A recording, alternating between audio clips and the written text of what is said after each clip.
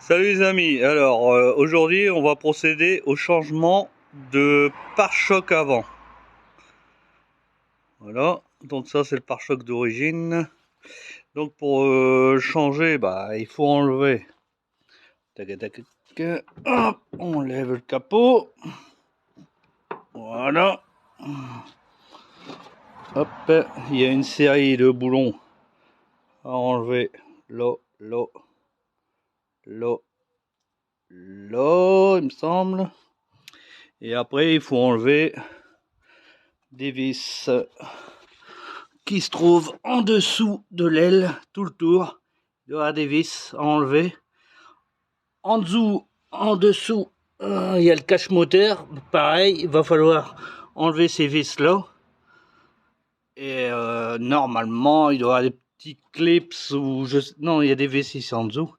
Donc il va falloir enlever tous ces vis. C'est tout des petites vis de 8, à part ceux du dessus, que c'est du gros torse.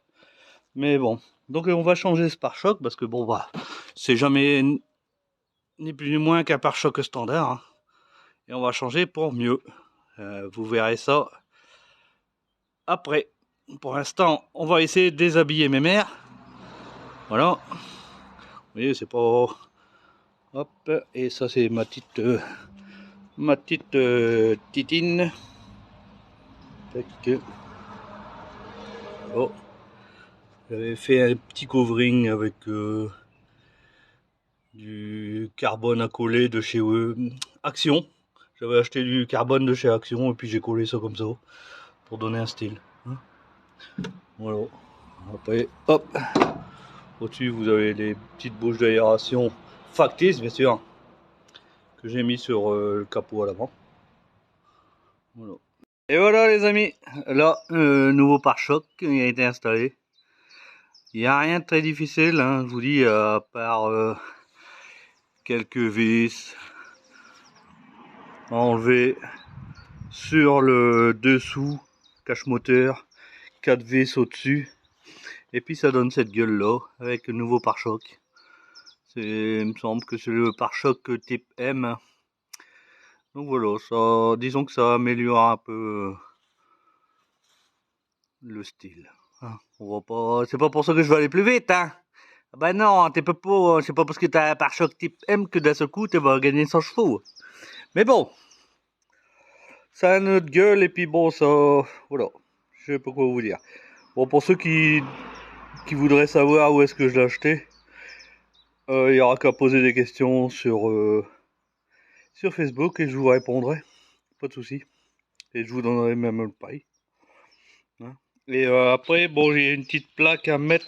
Il nous donne dans le kit, vous avez une petite plaque qui doit se trouver là, en plastique.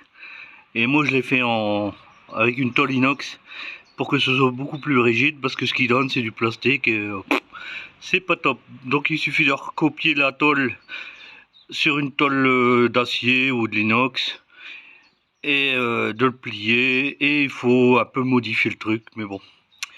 Voilà, il n'y a rien de très difficile, c'est super compatible. Alors quand vous démontez votre pare-choc, vous avez une vis qui se trouve ici en dessous. Et après vous devez saquer à ça ici. Franchement, il y a deux petits tétons qui se trouvent là en dessous, qui font accroche. Donc quand vous saquez, tac, ça se déboîte. Mais d'abord, il faut enlever la vis, bien sûr. Hein. Voilà. Sur ce, mes amis, quoi dire d'autre ah oui, là sur la mienne, j'ai des lave-glace. Quand vous achetez le pare-choc, il n'y a pas les trous du lave-glace.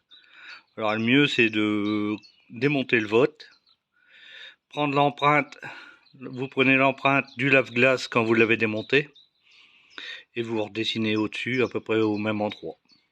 Voilà, allez les amis, sur ce, tchuss, un bon week-end, à Tartos.